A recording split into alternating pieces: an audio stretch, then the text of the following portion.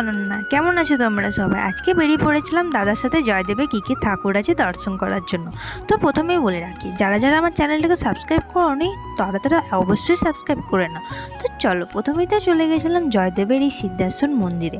শুনেছি এখানে ভগবান চৈতন্য দেব নাকি এই মন্দিরটাকে তৈরি করেছেন। মন্দিরটা বাইরেরটা দারুণ দেখতে, তোমরাই শুধু দেখে যাও। এরপর মন্দির থেকে বেরিয়ে চলে গেছিলাম অন্য একটা মন্দিরে যাওয়ার পথে।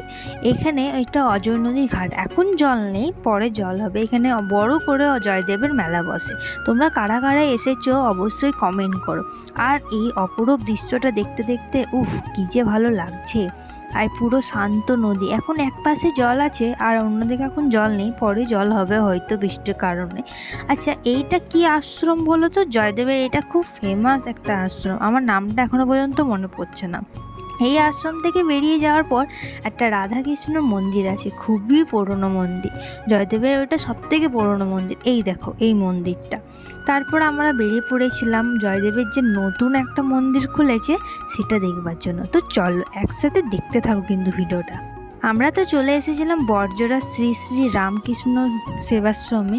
আর এখানে মন্দিরটা জাস্ট দারুণ দেখতে, ঠাকুরগুলোকে দেখো পুরো রাম সীতার মতন দেখতে, খুবই সুন্দর।